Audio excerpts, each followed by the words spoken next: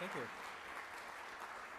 Thanks to the Gray Matter group for producing that cool video. I'm Brandon Vaidyanathan, the guy in the video. I work here at Catholic University. I'm a professor, associate professor of sociology, chair of the sociology department. It's my great pleasure and honor to welcome all of you here to this international symposium on beauty at work. It's a crazy idea because beauty is not a word we typically associate with work, and it's especially not a word we associate with science. And people often ask me, why do you study beauty in science? That just sounds crazy. Well, it started about 10 years ago when I was working on, believe it or not, another large-scale study of scientists. I like to put scientists under the microscope where they belong. And we were in this study of scientists, interviewing hundreds of scientists around the world who told us about the immense sacrifices that they were making for the sake of their work. And these were physicists and biologists doing fundamental or basic research. And they told us they'd given up lucrative careers. They'd given up high salaries that they could have been making in industry. They were sacrificing their health and their families for the sake of working long hours in the lab. And when I asked them why they did this, they gave me an answer I didn't expect. They said, because it's beautiful. And I wanted to understand what they meant by this. It was such a strange word. I would not have associated this word. Like most people, I saw science as rational, calculating, methodical, systematic, analytical, dispassionate, but certainly not beautiful. But that's not how most scientists see it. And I wanted to understand why scientists were talking so much about beauty, what they meant by it, where they encountered it in their work, how it shaped the practice of science. And that's been the work of the past 3 years. That's been generously supported by Templeton Religion Trust. And what we found, as you see in this video, is that scientists not only encounter beauty regularly in their work, but they also think it is important for science, and it also turns out to be really important for their well-being. And now, since doing this work, I've started to explore what beauty might mean for other fields of work outside science, like business, law, architecture, poetry, and even politics.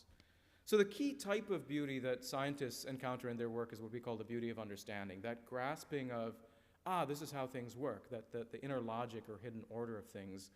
And when I was talking to a poet a few months ago, asking him, what is a beautiful poem to you? He told me, it's when I read something and I encounter in these words this sense of, that's how things are. And he gave me exactly the same words that a Nobel Prize-winning biologist told me about where he encountered beauty in his science. And so that led me to think, or suspect anyway, that there may be something more to explore here. And this weekend is about trying to bring these conversations together to learn from each other about how beauty works across different domains and to see what new insights the lens of beauty might offer into the work we do. I don't know where it's going to go, but it sounds fun, so let's get started. Before we do, though, I do want to thank this event's sponsors, without whom it would not have been possible. Templeton Religion Trust, primarily, they're the main sponsor. Archbridge Institute, Institute for Advanced Catholic Studies, the University of Southern California, the De Nicola Center for Ethics and Culture at the University of Notre Dame, and the Institute for Human Ecology at the Catholic University of America.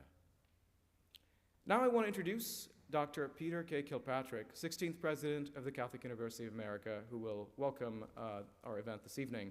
Dr. Kilpatrick received his AB in chemistry from Occidental College and PhD in chemical engineering from the University of Minnesota. He's a celebrated scholar with a prolific academic career. He was formerly provost and senior vice president for academic affairs at Illinois Institute of Technology. Prior to that, he served as dean of engineering at the University of Notre Dame.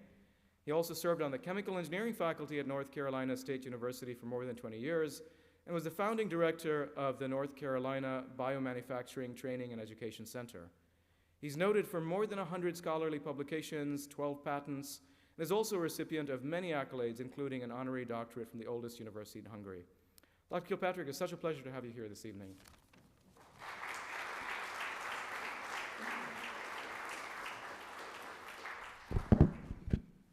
Thank you, Brandon. I want to add my welcome to everyone here at the symposium. It sounds like an exciting interdisciplinary venture, and I shared with Brandon that I've actually lectured on beauty and science, so I thought I would just share a few reflections, just what I've learned about beauty in my own investigation. So we typically characterize persons or created things as beautiful as being awesome or majestic, wonderful, mysterious, full of splendor, thrilling, or humbling.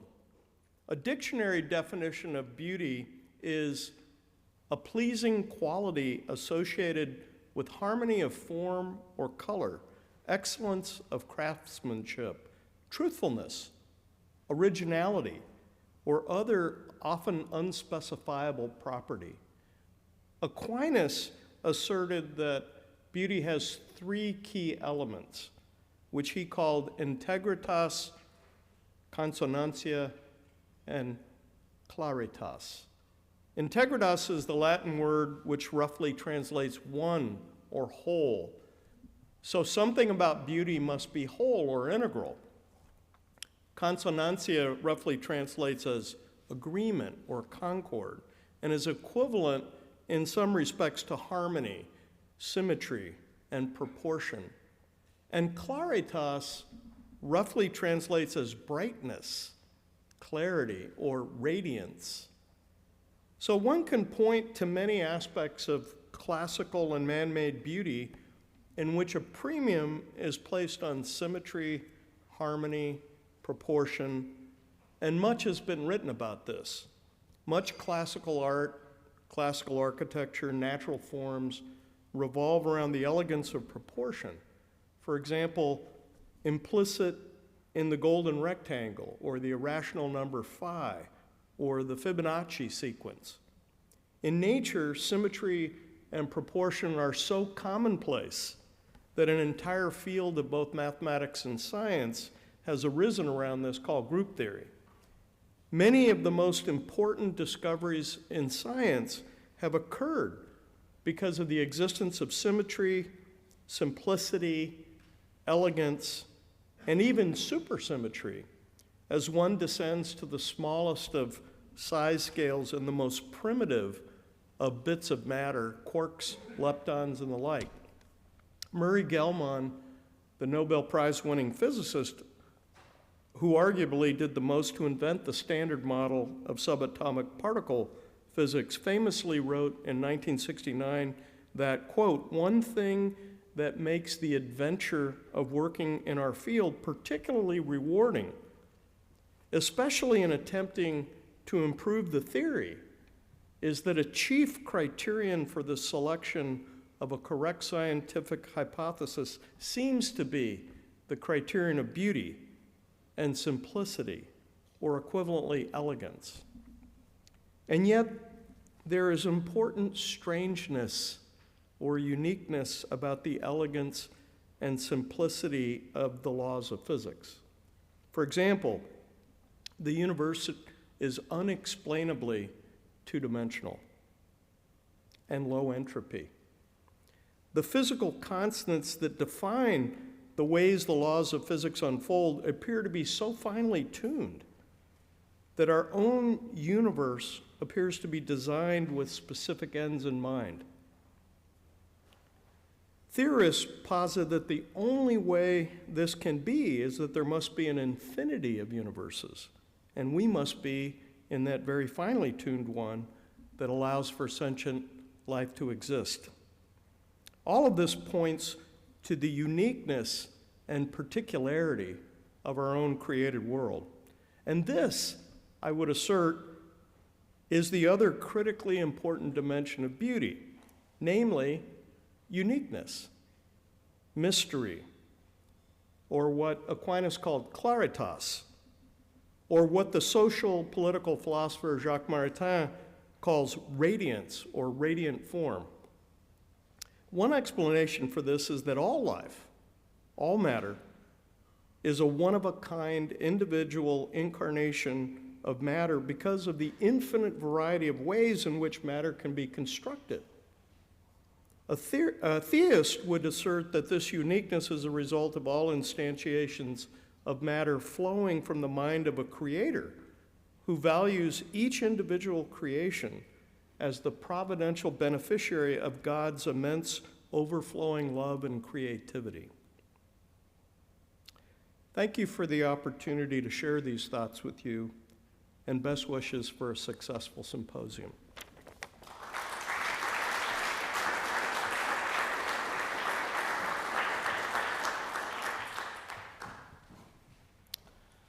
Thank you, President Kilpatrick. I now want to introduce our moderator for this evening's panel on beauty in science and why it matters. Dr. Maria Teresa Landi received her MD summa cum laude from the University of Milan and was trained in oncology and general medicine at the San Raffaele Hospital in Milan. She received her PhD in occupational medicine and industrial hygiene, and then in 2006 she received tenure in the National Cancer Institute's Division of Cancer Epidemiology and Genetics. And in 2021 was appointed Senior Advisor for Genomic Epidemiology in their Transdivisional Research Program. Her research focuses on understanding tumor etiology and evolution for potential translational applications. She leads large-scale multidisciplinary research projects primarily on genetic and environmental determinants of lung cancer and melanoma. Dr. Landi, thank you for joining us and for moderating this evening's panel. And panelists, you can take the stage.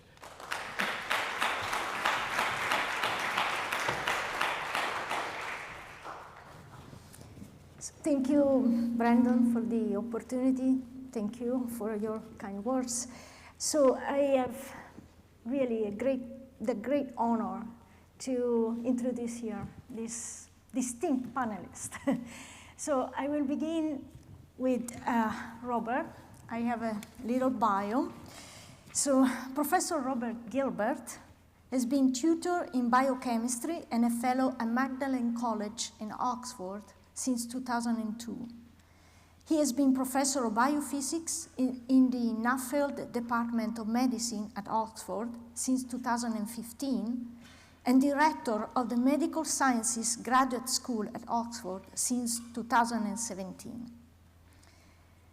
Notably, he was ordained a priest in the Church of England in 2011 and has served as an associate priest in 4 parishes in Oxford and currently in Haddington Quarry, the Church of C.S. Lewis, and New Marston. Rob is also the author of Science and the Truthfulness of Beauty from 2017.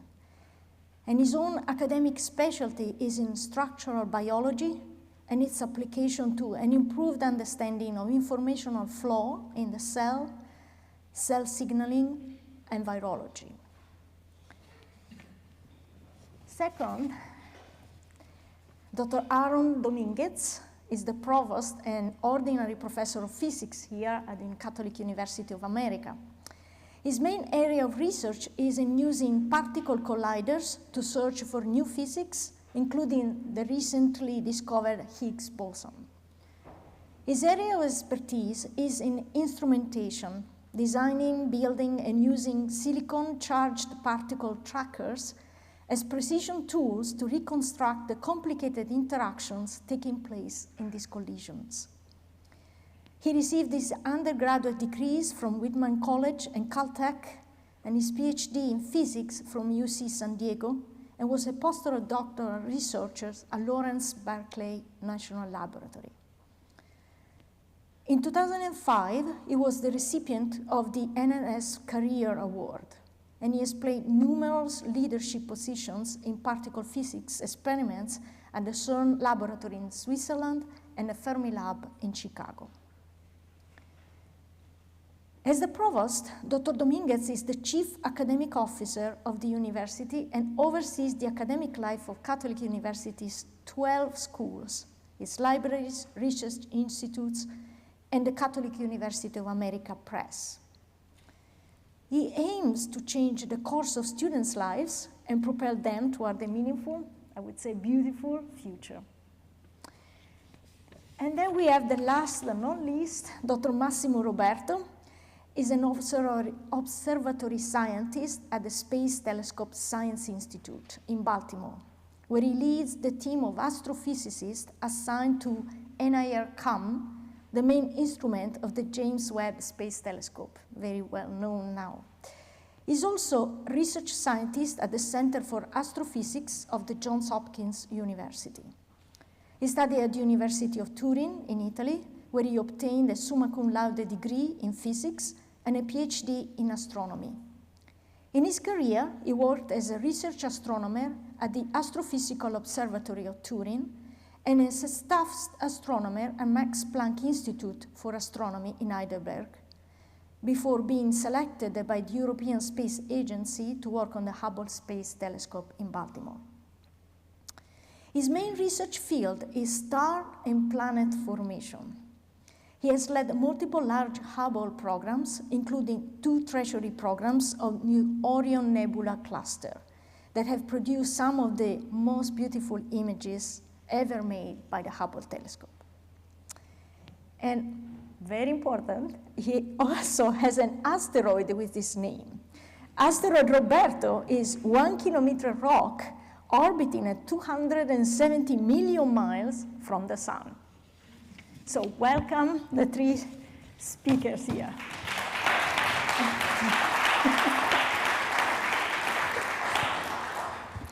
So to begin the conversation, I would like to ask each one of you to describe an experience of beauty that you had in your scientific research. So a moment in which studying something or a discovery, you say, ah, that's beautiful. And tell us why. If you have some, I know some of you have slides, right? Okay, so where is the, here? Yes. Okay. So, this is my slide, and, yes. And it's a slide which is both contemporary and historical. So on the bottom right, you can see the molecule EDTA, which chemists will be very familiar with, and biochemists. And EDTA is a molecule which binds divalent cations. It's something you learn about in your final years at school. It's something I learned about in my final year or 2 at school. And I thought at the time, when I was 17 or 18, I thought, how beautiful. I thought, how wonderful that we can have a sense of the way in which this organic molecule encases this divalent, this metal cation, and the ways in which it's curled around and its shape is suited to engaging with that cation and bonding with it electrostatically. So that was quite an early experience, and it's in fact one of the kinds of formational experiences which drove me towards reading biochemistry at university and becoming a research biochemist and a structural biologist. And thinking back to what I saw of beauty in that, it's to do with the form of the thing, and it's also to do with the way that the form tells me something about how it works. That there's this shapeliness to the interaction, they are well suited to each other, this positively charged metal ion and this organic molecule that's encasing it. And there's a beautiful shape that I thought it formed. Indeed, I went home and I made myself a model. I had a modeling kit. I made myself a model of this molecule because I thought it was beautiful when I studied it at school.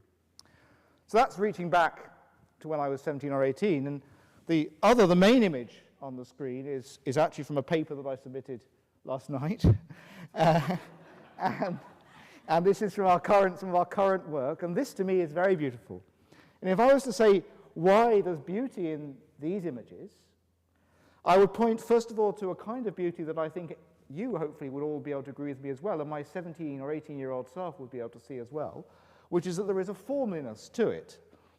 Up the middle there, you have this yellow ribbon of a piece of RNA, which has a very specific fold. This is actually a microRNA, or pre-microRNA. It's a piece of RNA which is involved in master regulating cell fate. And in fact, if this microRNA doesn't get matured into a mature microRNA that will engage in what is called RNA interference as a master switch in cell fate, then someone will be more susceptible to cancer. It's a very important tumor suppressor molecule, this yellow piece of RNA.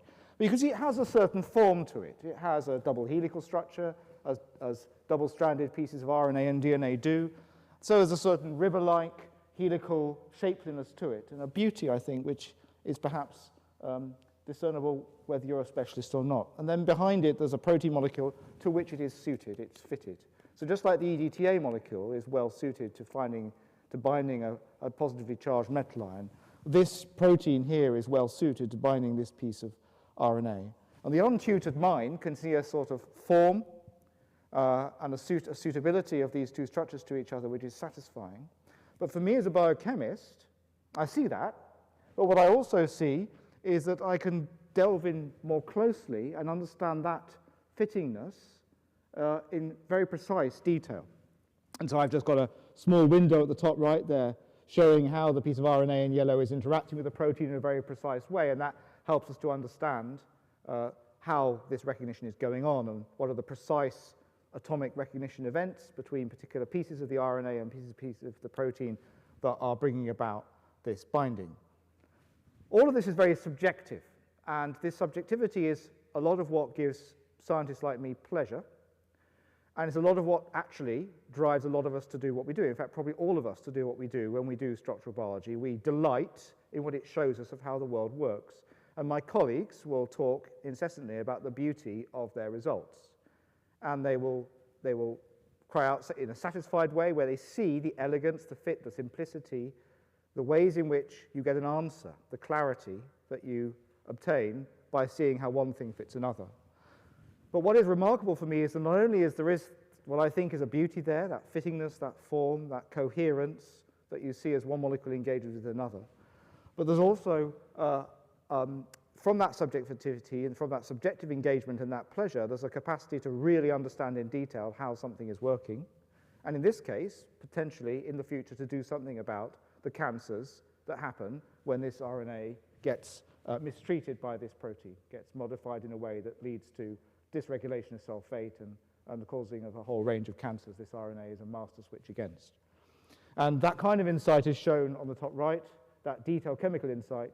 And that, for me, is one of the most striking things about the beauty scientists feel in my field. There's something subjective and pleasurable about the engagement we have with what we study, and that is, frankly, why we do it, because we find it beautiful. But the fact is that subjectivity gives us objective understanding, and that objective understanding in the right hands helps us design drugs that stop people dying. And there's nothing at all subjective about that. I suspect I'm going to have time to talk a little bit more about that point in a few minutes, but I just want to make that point now, that here you have a way in which the subjective leads into the objective precisely because of the way in which we engage with the beauty of something and value it for itself. Great. So, in a way, the beginning, I want to go into the beginning of your description when you spoke about the form that struck you from the beginning, from when you were 17, and you are a structural biologist. Yep. So would you say that in your field as a structural biologist, so form is one of the major features, Absolutely. linked to beauty? So what we're seeking is a three-dimensional description of the chemistry of biological molecules. So we're looking at the form of the chemistry, the three-dimensional space in which the chemistry happens. And as it happens, it is the case that three-dimensional chemistry is carried out by protein molecules and things like nucleic acids like DNA and RNA, which everybody now knows about because of vaccines. Yes. So the point is that DNA and RNA, proteins, whatever, these molecules interact with each other in a way which has a form, a very defined shape. Right. And that shape is built on the chemistry of those molecules, and it tells us how they work. But there's a real delight in seeing the engagement, of each part with the others. Yes. In the same way, I don't think it's very different, frankly, to the way in which a child is pleased that a Lego brick fits on another Lego brick, or the way in which a block fits in a shape of the right kind if it's a very small child. Right. I think there's the same kind of satisfaction. It's just as adults we're playing with kind of rather more sophisticated things, and we're discovering that the world is fitted to itself, just like we can fit things to themselves as children when we play. Yeah, thank you. Aaron, what do you think? Can I proceed with your, yes? I've got a couple of slides here. So this is an image, it's a composite photograph of the experiment that my collaborators and I built in Geneva, Switzerland, called the compact Muon solenoid. And you can't really tell from the scale of the photograph because there's not a person in there, but it's huge. It's as large as like a 5-story building. So it would fit like, not quite fit in the basilica right across the street. It's huge. It's a gigantic thing. It's buried underground, 150 meters underground in France, just across the border from Switzerland. And the Large Hadron Collider's beam pipe goes right through the very heart of this detector. And I wanted to show this image, and then what comes next is the output of this experiment, a visual representation of what we see.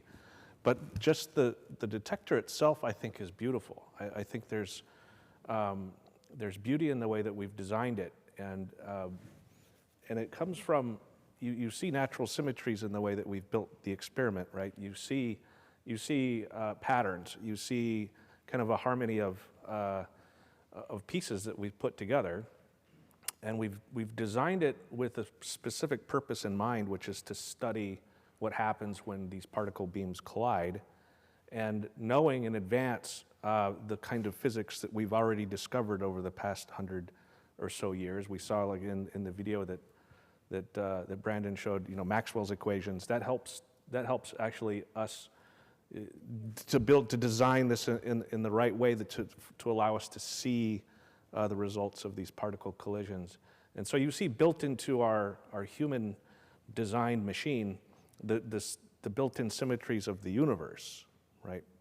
The built-in beauty of the universe that we're responding to with a machine in order to better study the beauty of this universe. So yeah, let's go to the next slide.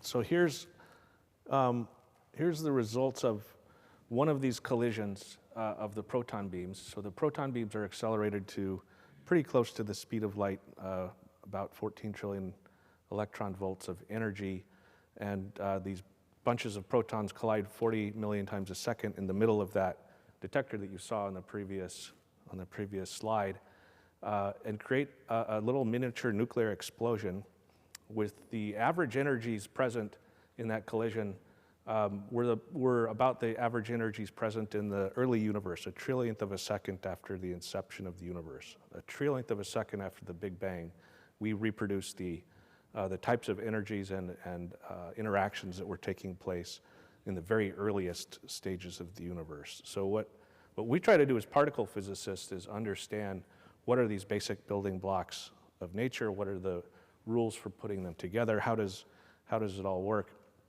And this image here, if there's a timestamp, which I hadn't looked at until I had already sent it, but it's May 27th, 2012 at nearly midnight Greenwich Mean Time. And in that year, July 4th, 2012, we announced the discovery of the Higgs boson.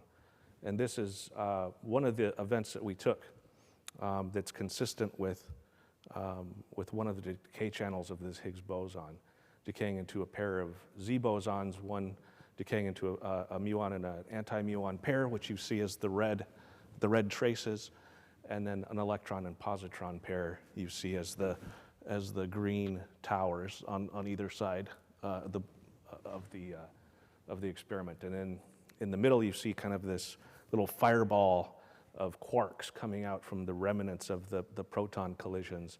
And this is a visual image that representing all the ones and zeros and things that we measure that come out of that extremely complicated machine on the previous slide, and put into a visual form that we can recognize. We can see what's going on and show it to people who aren't scientists. Once we explain kind of the legend of what's inside of this picture, but there's a beauty to it, which I think is obvious to anybody. You see something there. You can make sense of different parts of what's happening in the form of this explosion. It's not chaos. But quantum mechanics is a random. It's a part of the universe that's random in a sense. We don't know exactly what's going to happen in that particular collision. We could just predict the probability of what will happen, but we don't know what's going to happen. We can't force this collision to produce a Higgs boson. We just have to design the experiment and run it long enough to produce enough of them to get enough pictures like this to build up a statistical profile of the Higgs boson. But for me, seeing these types of the result of that means when I see that up there, it means my detector works, which is like the least trivial thing that you could possibly say, and because it mostly doesn't work, and and it takes years to design these things and operate them, and that so that timestamp up there tells me somebody was on shift at midnight in the control room taking this data. So we run this thing, when it's running, it's 24-hour operation, it's always manned. So they're not down there, with the beams, you would die from the radiation, but they're in the control room operating the experiment. So we're able to do this kind of work only because of, the friendship of our fellow scientists cooperating together peacefully in this joint pursuit of something that's much, much bigger than us.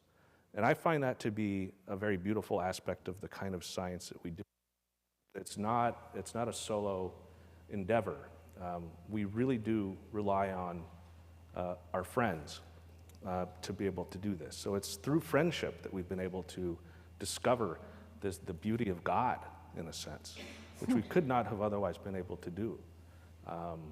And on July 4th, 2012, when we announced the discovery of the Higgs boson, the CERN auditorium, which is this big auditorium, was packed full of all the scientists, and we had we've had first our spokesperson present our results that showed we have very high confidence level that we've discovered this new Higgs boson in these various channels, and then after the next hour, the speaker for our competing experiment. So we have two big experiments where we're competing like two football teams. We don't share each other's secrets. We both have kind of the same rules, and then we use it as a way to cross-check each other, and also that competition encourages excellence in a way. But it gives you the ability to cross-check each other's results. So if you both have something that's consistent, that gives you a pretty good feeling that what you've discovered is probably correct. If one is right, if one has a result that's not consistent, something's not quite right, and that allows us to try to figure out what the truth might actually be. And so when I saw Fabiola Gianotti, our competing spokesperson's result that was consistent with ours, like this wave just went through the whole crowd, and people were crying.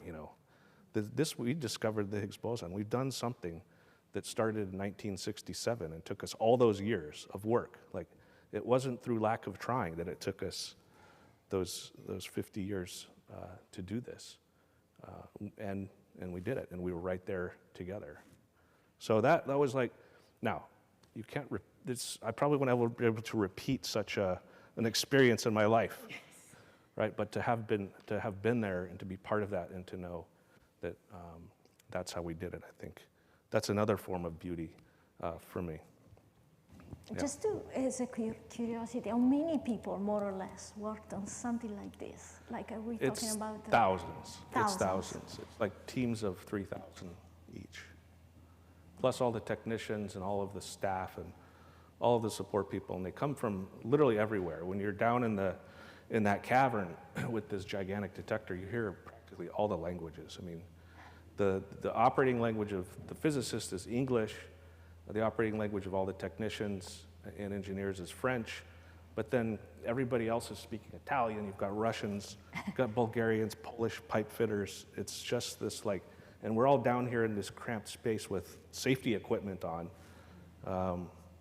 It's just, it's like a science fiction movie, but it's real.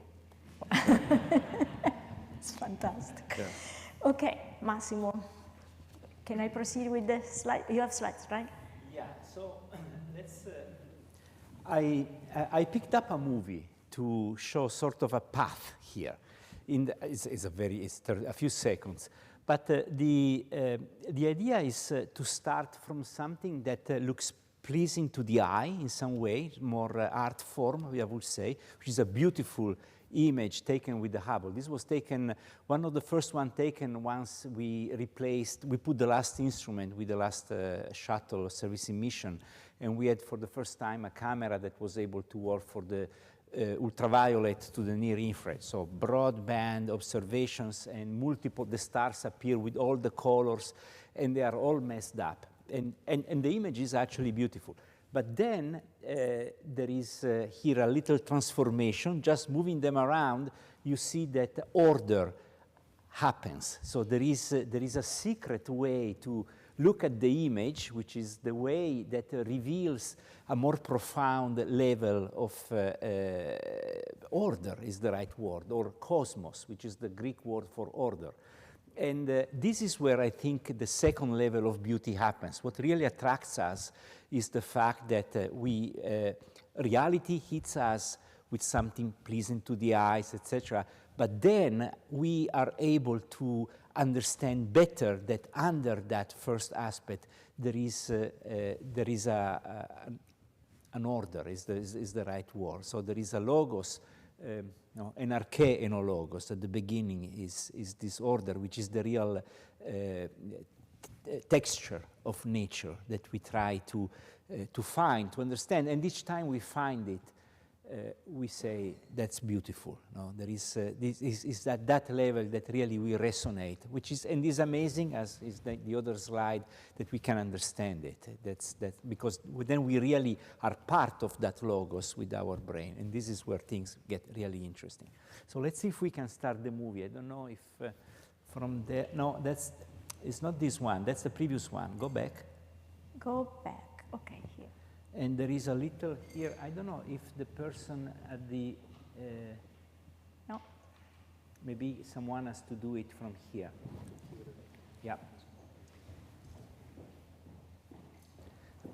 There is a little audio as well. I don't know if we can hear it, but you can read the text. So this is a globular cluster, which is one of the oldest objects we have around our galaxies. There are about 150 of them. And they are like 13 billion years old, 12 billion years, so not far from the origin of time. And This is a Hubble Space Telescope image of the crowded core of the globular cluster Omega Centauri. The brilliant colors of the stars are real. They correspond to stellar temperatures. They can also be used to trace stellar evolution. Astronomers like to know how blue the blue stars are and how red the red stars are. So we'll first sort these stars out by color, blue on the left and red on the right. Next, we'll sort the stars according to brightness, the brightest stars at the top and the faint stars at the bottom. The final plot you see represents different stages of evolution of stars. Stars spend most of their lifetime burning on the main sequence. When the fuel starts to run out, they expand to become red giants. They find a new source of fuel, helium, and burn blue hot, but even that runs out. They end up burning out as white dwarfs. Based on images for the Hubble Space Telescope, we've assembled a true plot that is a snapshot of the life history of stars in this ancient cluster.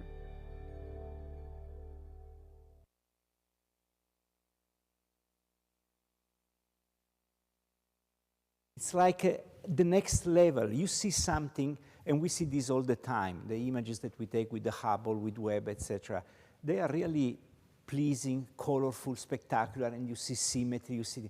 But then what is interesting is that we can dig in and find out what is behind that. And this is the way nature works. And this is the point where beauty resonates with the ultimate structure of reality, which is a cosmos. And is a cosmos we can understand. And the next slide basically shows this type of path, because it's amazing that this type of plot, that one comes from a science paper, is sort of the same stuff. But no, with a couple of cartoons, you put the physics together, you put the equations, and then we can reproduce exactly that type of plot, starting with the math that we have invented. So this order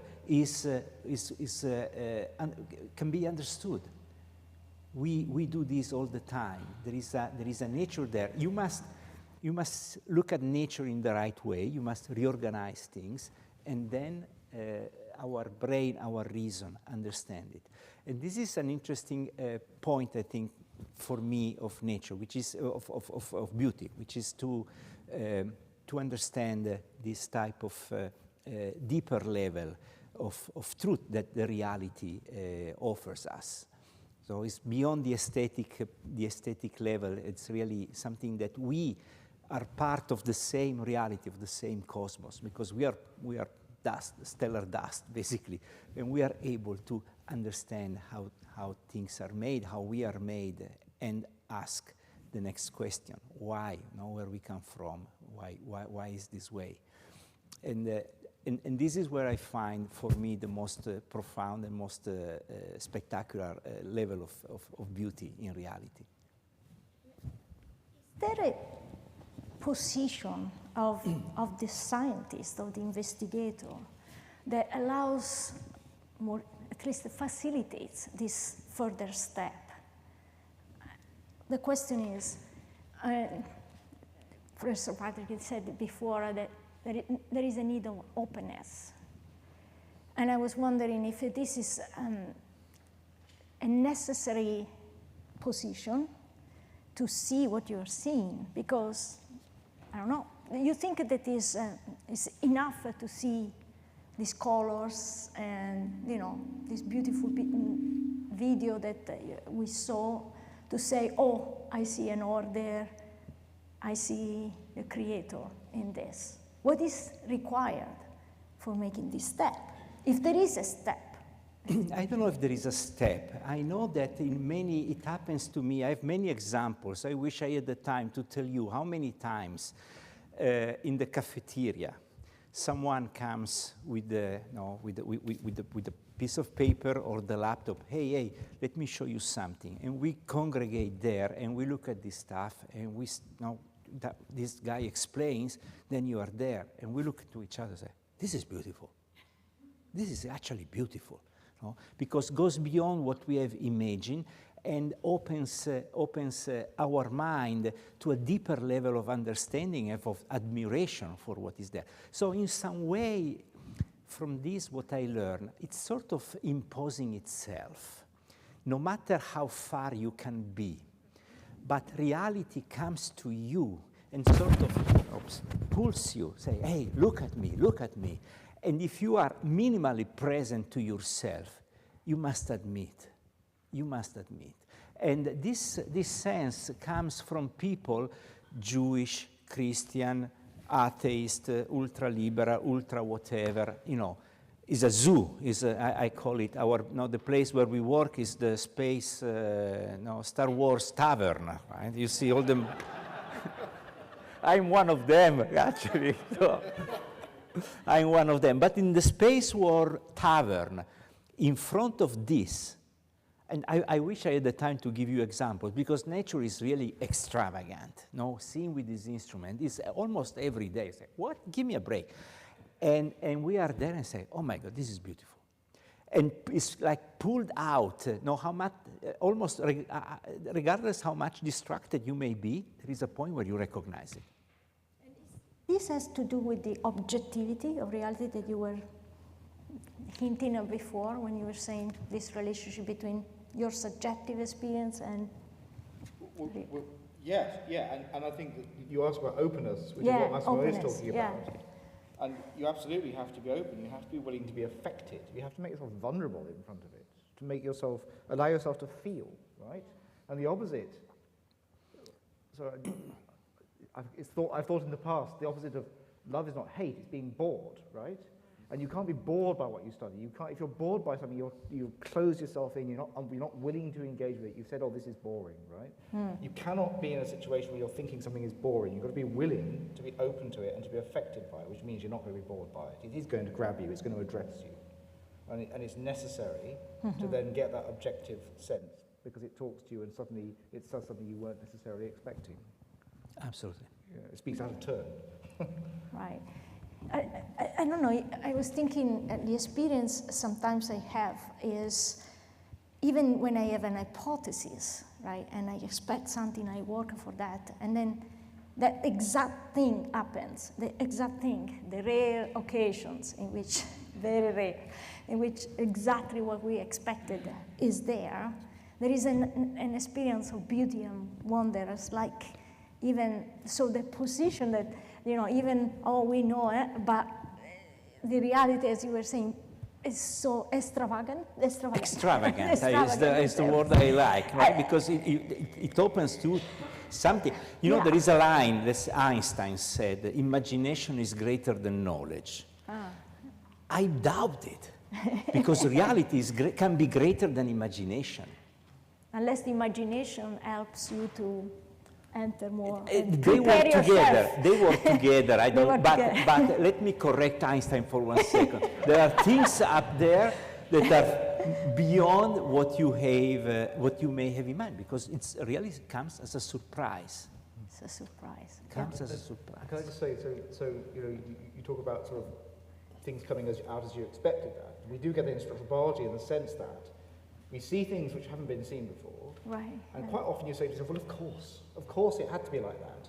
And you didn't, you know, you didn't exactly have the idea, but you recognize it, yes, what it is. And you didn't exactly have a hypothesis because you were sort of looking for what the structure would be. When you see it, you think, well, of course that's it. What's really satisfying then is when somebody else shows the same thing.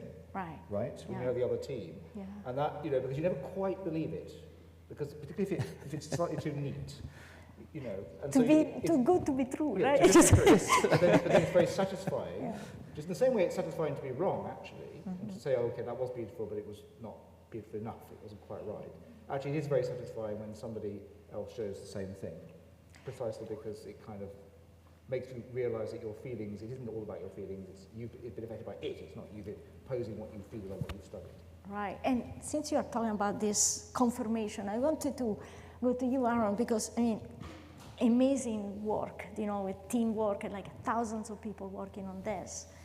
So how important is, because I wanted to go deeper in, you mentioned friendship is what allowed you to do this discovery, and at the same time, competition.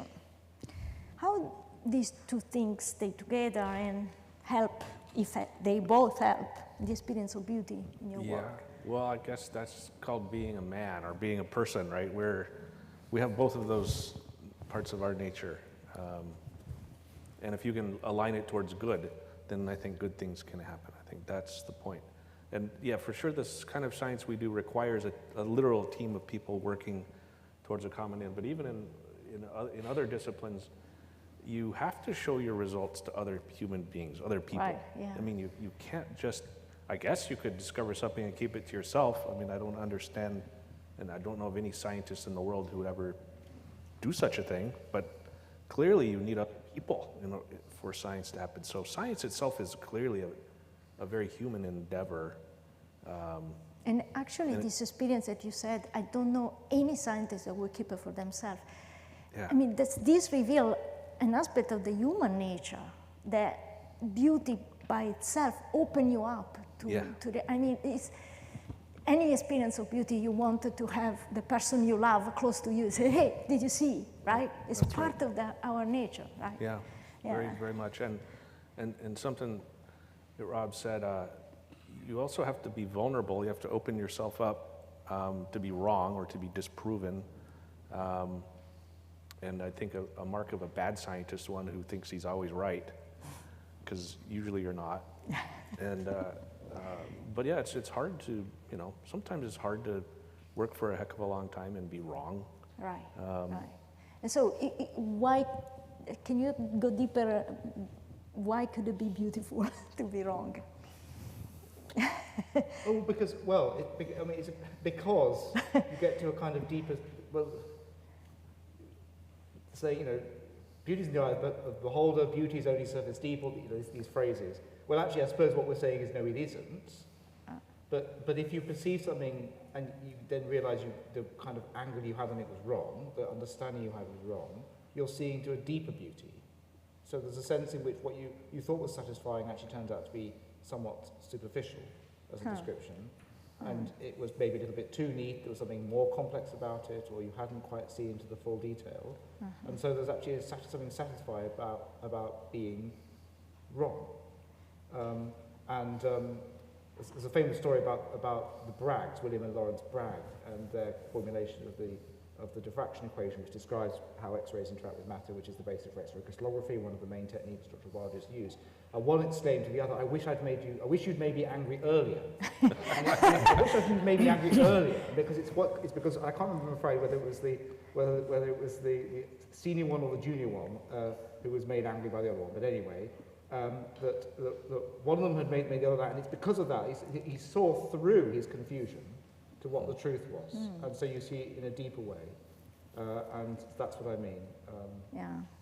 Does that make sense? Yeah. And also has to do with the fact that always open up new questions, so you never finish, right? That's right. Never finish, yeah. There's something fundamentally unfinished about it. Yeah.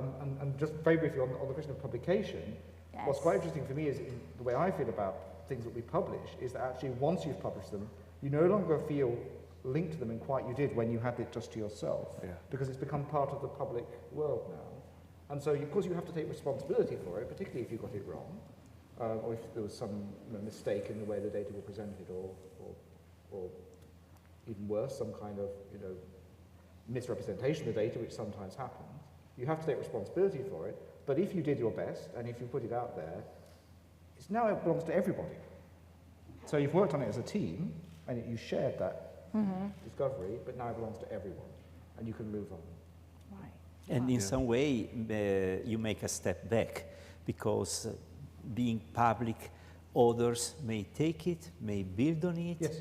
and you donate this. Yes. And Yeah, there's an example of this Italian particle physics group that was shooting a beam of neutrinos from CERN into Gran Sasso into the Alps, and their detector there was measuring the neutrinos coming from CERN, and they worked very, very hard for years, and their result was showing them that neutrinos were traveling faster than the speed of light, which is goes against like all that we know about relativity and physics and the universe. It just seems crazy.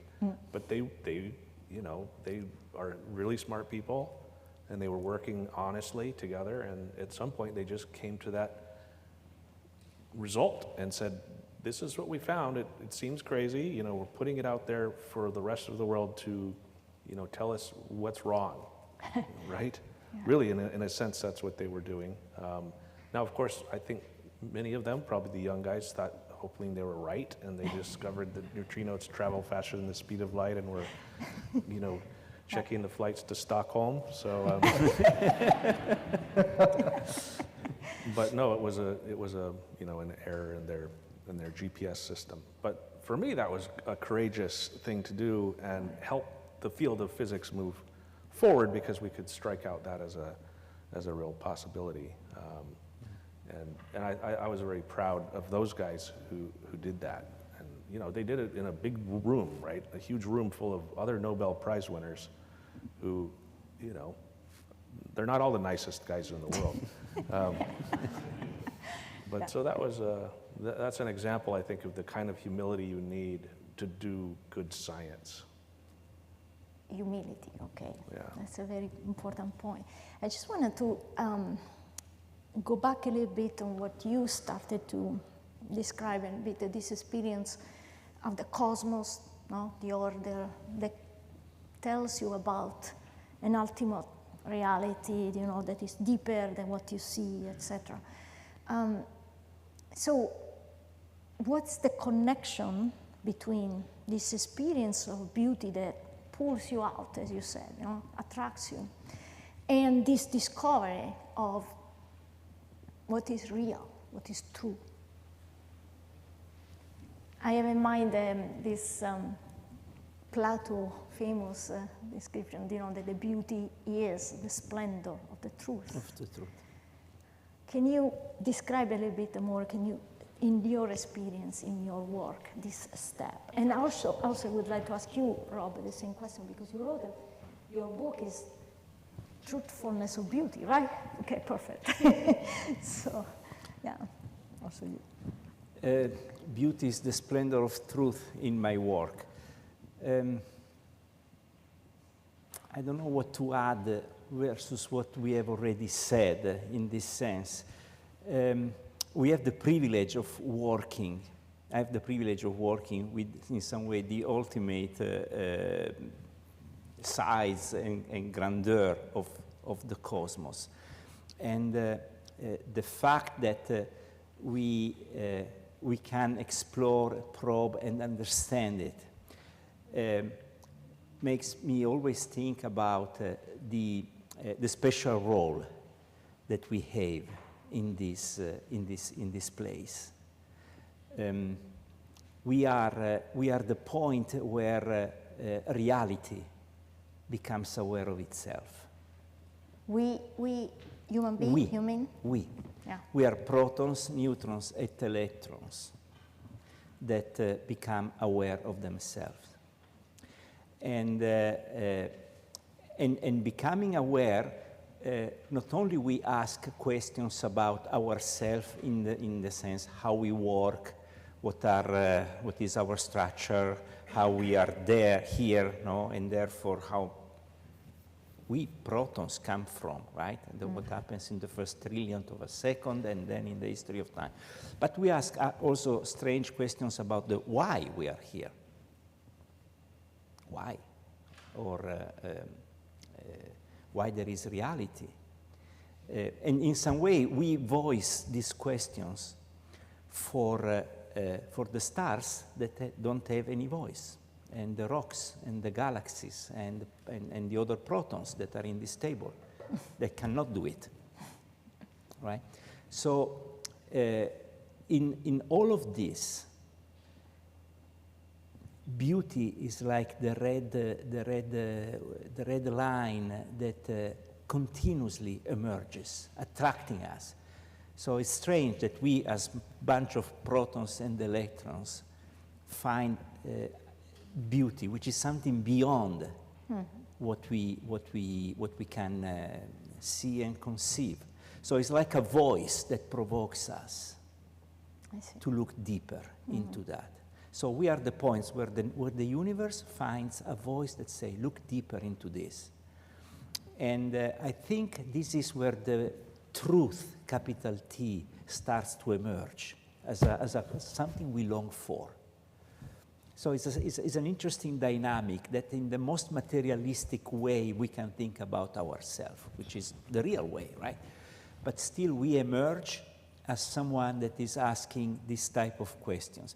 There is a tendency to believe, certain scientists think that the metaphysics, philosophy, but these are the same part of the universe that we are, that ask these questions. Yeah. And they are physical questions. They come from a physical entity that looks and finds physically beauty.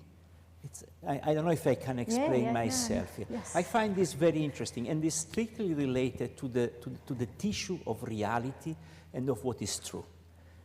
And this is, it's not an answer, but it's, the line of thought that comes when you ask me about this line, because then you start thinking, say, my God, what is true? Who am I? Yeah.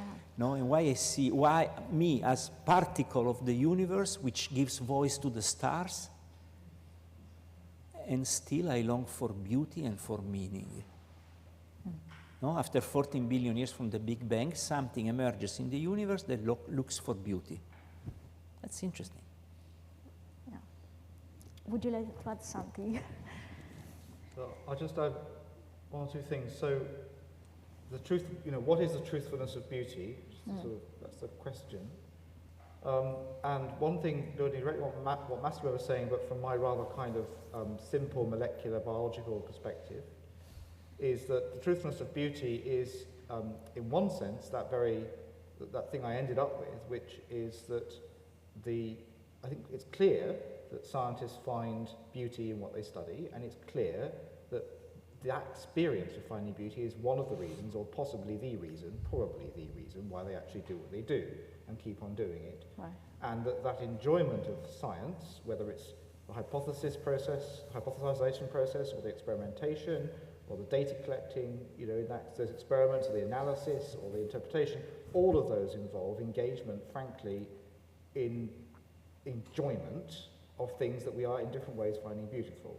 Now, out of that, which is where I ended when we had our sort of opening remarks, comes some pretty objective things, basic things, physical things, like drugs. Like Paxlovid, a drug designed to stop people dying who have severe SARS-CoV-2 infections, COVID-19. Like Gleevec or imatinib, a drug designed to stop people dying who have chronic myeloid leukemia, and so on. And these are not subjective things. They are objective things because people don't die, and that's a pretty objective difference between dying and not dying. But the capacity to do that has come out of subjectivity. Now, that's one way of answering it.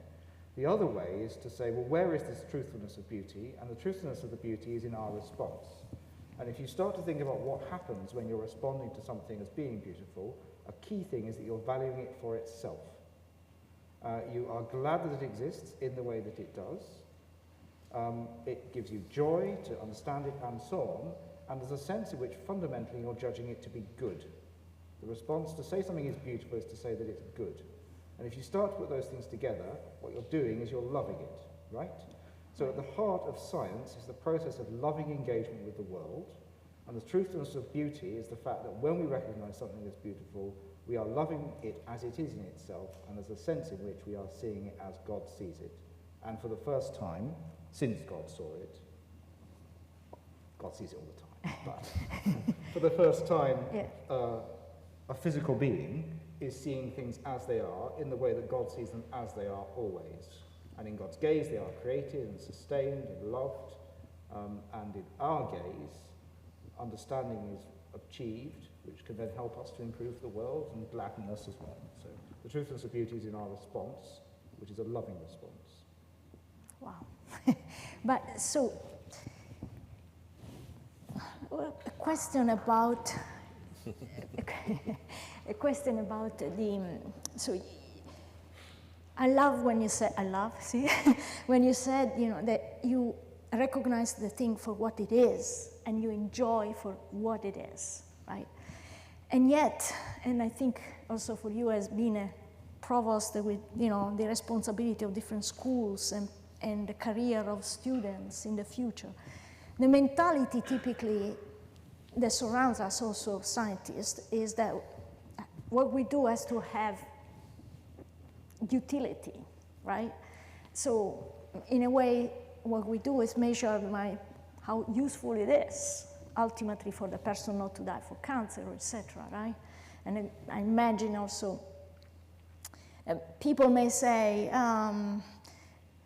there is the war, there is inflation, there is this, so why do I have to spend millions of dollars for looking at the stars, for allow you to look at the stars, And so how would you answer these type of questions? Maybe it's the point is, what is utility ultimately, So you start, because I think you have that strong responsibility. Right? There's a great pressure to measure things, measure success, measure activities in terms of dollars. Yes. In terms of money, in terms of guaranteeing success of some particular outcome that leads to growth, that leads to some worldly good. Really, there's a great pressure to do that, and I think human history is littered with the consequences of that being the primary driver of the life of a person or an institution. And I'm in a very privileged place here at Catholic University, whose foundation is still very strong and connected to the heart of the church, where we're never far away from that, and never have been. And so it's much easier for me to see the utility of a theologian and a physicist talking together in the same room about the same things, to be able to uncover something true that they wouldn't individually been able to do, and out of that comes happiness. Out of that comes something profoundly good, and it's this question of why, this question of why is the universe so exquisite, and how am I able to understand it, and how is it always beautiful and good? It didn't have to be that way. And if you left it up to us, human beings, me, Aaron Dominguez, to design the universe, it would have been a complete disaster, right? A complete mess. But instead, it's come out to be something really good. And out of that then comes these discoveries that we can take that knowledge and build the Paxlovid vaccine. We can take our understanding of quantum mechanics and make a transistor out of silicon and silicon dioxide. And from that, we have supercomputers in our pockets, right? So there's a huge, long litany of discoveries, of utilities that come out of fundamental discoveries. And so when I'm in front of a congressman or somebody that I'm trying to get money from, right? So you can always go back to that. Pull out your iPhone And I'll show you every single piece of technology on this iPhone came from, a physicist or an engineer understanding the basics of how things work. And then from our human creativity and ingenuity, we look, how do we do something good with that? Now, of course, you could do horrible, terrible things with knowledge, like taking the understanding of the strong and weak nuclear force and turn it into a weapon, right? But you can also use it to make essentially eternal, lasting energy to power the world. So again, for me, if you have to put the human person back into it, and if you do that and understand what a human being is, then the utility comes out. But we need to have this diversity of search for the truth, not just scientists, not just engineers, not just practical guys cranking numbers. We're not just, machines made out of meat, like wandering the universe randomly. We've been ordered towards something profoundly good, and we've been created this way to search for and discover beauty. And out of that then can come the type of good technological advance that we're talking about. Yeah. So I'm thinking while you were talking, now there is all this, at least the perception that the generative AI can potentially substitute some of our work, right? And some of the measures and the computer can do much better than what we could do, but we would never be able to have that experience. So you think, yeah, right? No, yeah, I mean, these AIs are very exquisite machines, and they're trained to do one particular thing very well, and they're very good at repetitive things that human beings aren't as good at, and machines always have been like that. More efficient. But you can train a computer to play chess better than a person now, but that's all it does. It can't go to the grocery store and get chicken for dinner, right? It can't fall in love with a person and marry them and start a life. It's a very limited, tiny little thing if you think about the fullness of what people are. So again, it's a tool, and you can use it as a weapon, or you can use it as a tool for good, I think. I'm not so worried about, maybe I'm naive and I'm going to wake up tomorrow and be the slave of an AI, but I'm not worried about that right now. I think it's so far beyond. Would you like to add anything on this discussion? The question is, I sit on top of a $10 billion mission. Even for NASA, it's real money at some point. 1 billion here, 1 billion there, and soon you start talking real money. Right. So, no, I agree with what has been said in the sense why we do it. It's beautiful to learn about how nature works, develop new technology, and there is a long list of discoveries that have been done doing this type of things. It's sort of the standard answer that many of my colleagues give to this question, right? We learn, we do things, the progress, and from the transistors to the Velcro and everything that has been done. That's absolutely, and there is a great beauty, learning in some way, shaping reality in a way that becomes convenient for us. The second point is probably the fact that I was thinking about, the Star Wars taverns or CERN, the languages. There is a curiosity there that we all share. And in some way we do this because there is, my wife is not a scientist, but she's curious and she asks me. So what we do is in some way a service for our fellows, for everybody, right? I take care of learning something more about the stars, I will tell you, because I know you are curious. And in fact, I know you are curious, because if you come to look at the telescope, you say, oh, wow, that's beautiful, right? Because everybody wants to learn more. And every country put taxpayers, etc. At the end, we are all together doing this. And CERN or the space missions are but medicine is everywhere. And then I think I like to just, to go back to what I was saying. Sometimes I think we do this because we are the voice of the stars. In some way, we must do it. there is a level of awareness of ourself. Because we are the most ephemeral thing that exists in reality. We live 70 years, 80 if you are lucky, right, as the Bible says. And still we are the point that can build a telescope, can build a particle accelerator, can cure cancer. And we are like after 14 billion years, we emerge as the top of creation because we are aware. And we are aware, and our voice is the voice of everything else that looks back to us, to you, and to the X factor, let's say that, that we long for. We cannot shut up. We cannot. It's our duty, right? And this is I think we must be aware of this, right? And I think it's a strong antidepressant. To think to ourselves as the most beautiful things that exist out there. And we must be aware of our voice. For this reason, we do science and the rest. Anything to add on this? Yeah, I think that's exactly right. I think we have to wonder because we are creatures that wonder.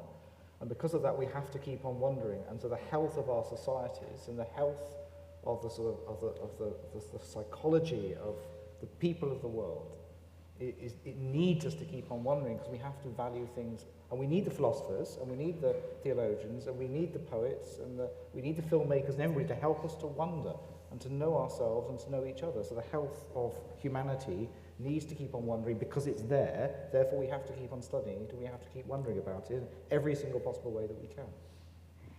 Okay, now it's almost 7:30.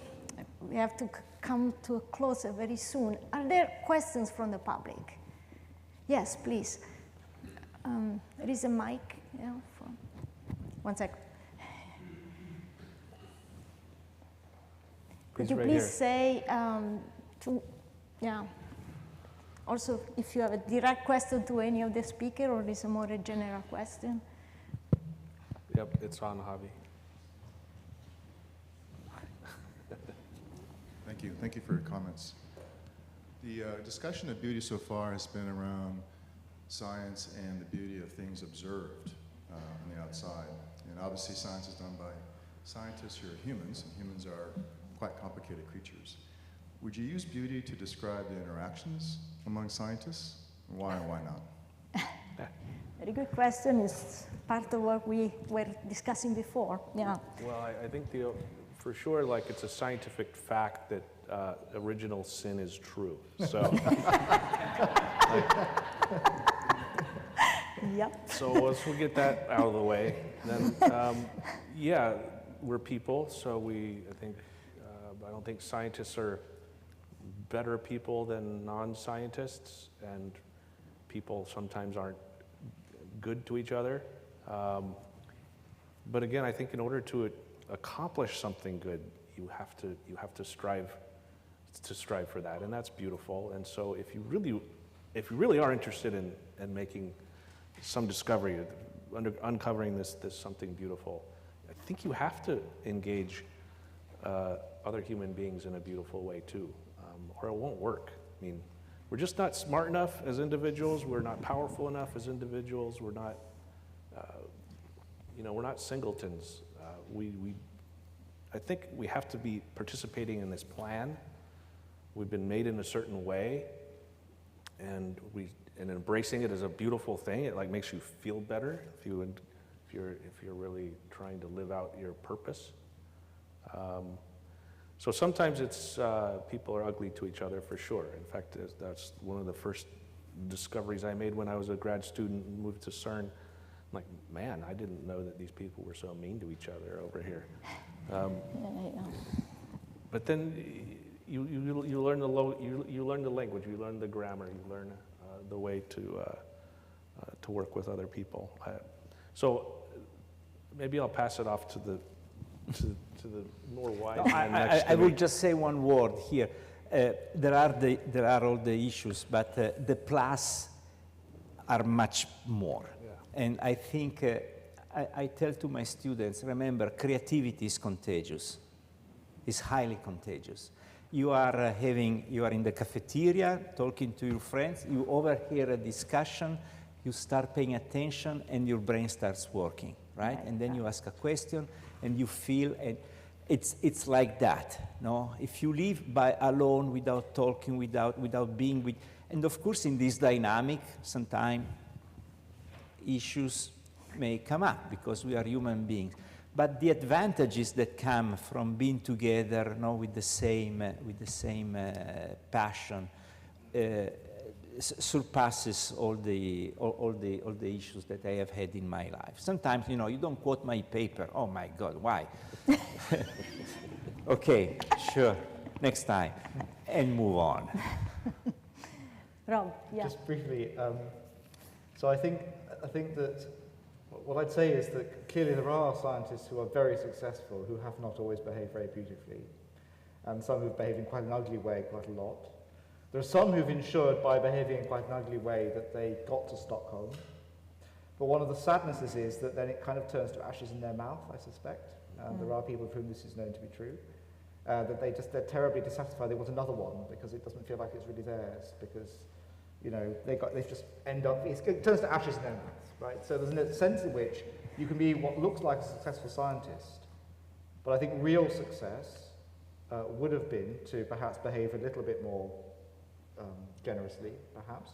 What I'd suggest is, clearly you can be a very successful scientist by behaving more or less selfishly most of the time, but I think that you would have been a more successful scientist. Probably you would have achieved what you wanted to set out to achieve anyway, but you would have done it with a greater degree of grace, and in probably a more creative way if you'd been a little bit more generous along the way. And there are some very generous scientists, of course. Most scientists are very generous. I'm simply saying that I suspect the great scientist who might not always behave very well might have been an even greater scientist if they had behaved a bit better. That's what I'm saying. And if you make it all about yourself, the great tragedy is that there may not be anybody to carry on where you leave off, and you have to leave off in the end. Right, and you will not enjoy during the journey, right? Missing out on happiness. You're missing out on happiness. Yeah, happiness is not there. Success must be total, not on one aspect. Yeah. You get the Nobel Prize, but if that's all, you're not happy. And that is what lovely about some people who win the Nobel Prize, because they win it almost by accident. And when you know of people with whom that has happened, and it does happen, that's a beautiful thing. And there's a sort of beauty actually that shines out of their personalities, I would say, for those people for whom it's been a sort of winning a Nobel Prize.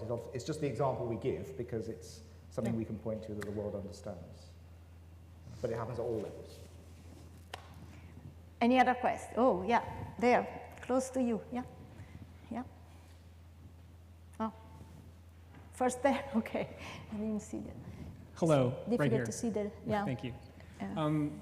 You three are established senior researchers involved in these important discoveries right at the frontiers of knowledge creation and our understanding of the cosmos. And from that vantage point are able to reflect on the beauty that you see and how that motivates both scientific work and just the beauty that's there in nature. I guess my question is, when you think about the ways in which scientists are trained and the emerging kind of generations of scientists that are coming up in your respective disciplines, do you think that the ways that they are trained encourages this appreciation for beauty and the role of beauty in the work that they do? Or are there things about the ways that scientists are trained that really kind of work against that in the culture of grant writing and just the competitive nature of that? And I guess just if you could just reflect on what you see for the future of this kind of work in the ways in which scientists are trained. Who wants to? It's The provost. Professor. It's a good question. I think we probably we don't talk about it enough, I think, in our in the normal course of the curriculum for scientists. And I think it's important that we do. And again, a place like this particular place, Catholic University of America, I think has a duty to make sure that we're trying to make that connection between, between truth with a capital T and the physics and the math and the history classes, and to make sure that that's the connecting force that energizes the whole endeavor. From that, then, you know, that's the kind of training I think that we need to ensure that our scientists are getting. It's, again, it's understanding the human being, what a human person is, what we're here for, and then, you know, the people who have an aptitude to be a scientist need to understand that. So that, I think, we need to make sure we don't ever lose that just for the sake of utility. Any other question? Yeah? I enjoy very much listening to the energy, the excitement, the passion of discovery, of beauty, of truth. But I can't avoid the little voice in me that suggests, is this something for an elite? Like, okay, I can have a little window into what you're saying, but the depth of the wonder that you experience, is this something basically for an elite? An elite. Yeah. An elite. Like, Rob, you start. Well, I think that the experiences scientists have engaging, you know, finding what they study beautiful, I actually do think that it's, in a way, an iterative working through of some very simple experiences that children will have at school, in any school. That's one thing. And of course, it's not quite iterative, obviously, because the whole point about science is you have to take leaps of imagination and so on. But nevertheless, so it's not just going round and round, but nevertheless, it is a building on, and it's an extrapolation from that perspective. It could become elitist, or it certainly may tend to be elitist where access to education is limited or more limited. I think that what I see in my own working environment at Oxford is that we welcome graduate students, for example, who come from all over the world, and some of the most remarkable students that I happen to have worked with myself have come from China. And those students have come through the Chinese education system where, in two cases, they have come from really very remote rural backgrounds, and they've come through the standard educational system, and they've just worked very hard. Now, of course, there is something elite there because they work very hard, and they are competing against others and against themselves to do as well as they possibly can. But it's not elite in the pejorative sense, I think, quite, because they have come essentially from nowhere, and by sheer just hard work and ability have found themselves at Oxford doing what they do. And so you can talk about, there's a risk that it becomes elite, particularly where access to education is restricted, but there's also the sort of flip side of that, is it's a huge route to empowerment and enablement of people. And so the priority has to be to share insights about what we study, to help people understand the value of it and what's beautiful about it, which is where the value of sort of popular television program, popular science programs comes in as well. And then to be anxious that people should have access at whatever level they can to engage with and learn about and become trained as scientists. The other thing I'll say is that many people having completed PhDs in my environment will choose to go and work in industry rather than academic life for various reasons. Quite a lot to do with work-life balance, actually. And I think they will continue to delight in what they do, even though they you know, might not be in a very glamorous environment, not a very elite environment, but one in which they find it delightful. And the final thing I'll say is that one thing Oxford has been well known for is some aspects of its response to the pandemic around identifying drugs that could be used to treat COVID in particularly ill patients. Peter Horby and Martin Landray led a very big trial which changed global treatment of people by, for example, identifying dexamethasone early on as something that should be given to seriously unwell people with COVID. And then there was a vaccine, of course, developed in Oxford. My experience of those people is that they are remarkably level-headed, straightforward people who were involved in those studies. And in fact, the vaccinologists are delightfully matter-of-fact people.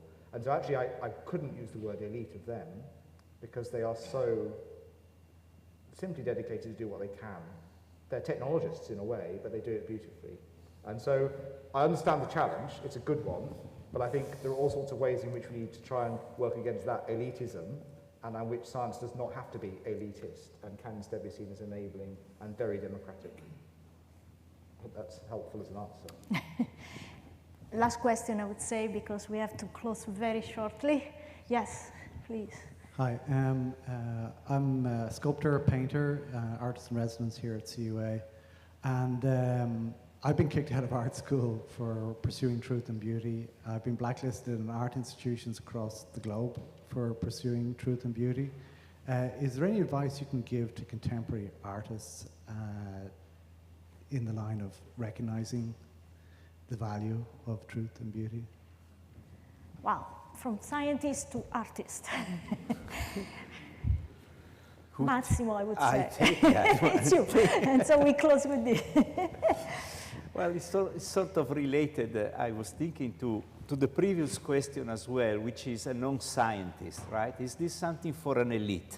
And, you know, I was thinking to my wife, that is not a scientist. She teaches Italian in a college, which is one, they are supposed to learn another language, so they're not crazy interested in this. They must do it. But when I go back in the evening at home, I never have a feeling that I have a privileged position in the sense of what is discovery, what is attention to reality, what is being ready to be amazed, to be surprised, to stay open, Right. to stay open, to acknowledge what you have in front of you and not impose your preconception, which is horrible for a scientist. All what is really important in our job, in what we do, is not technical. It's a position, it's a human position in front of reality.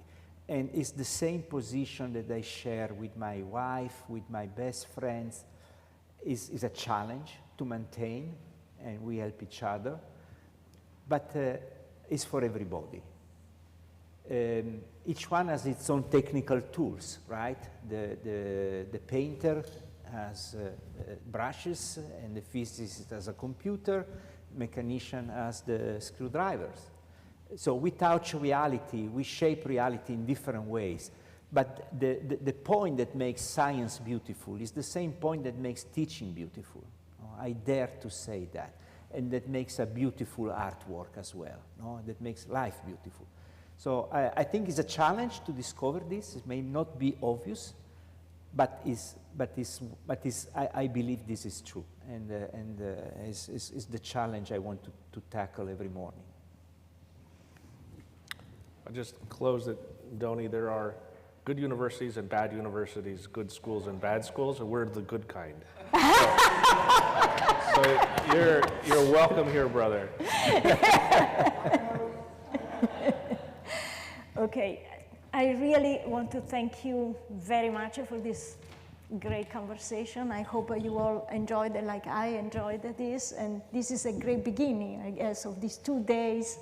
And Brenda, do you want to close some way? Or? Yeah, okay. Thank you. Thank you, guys.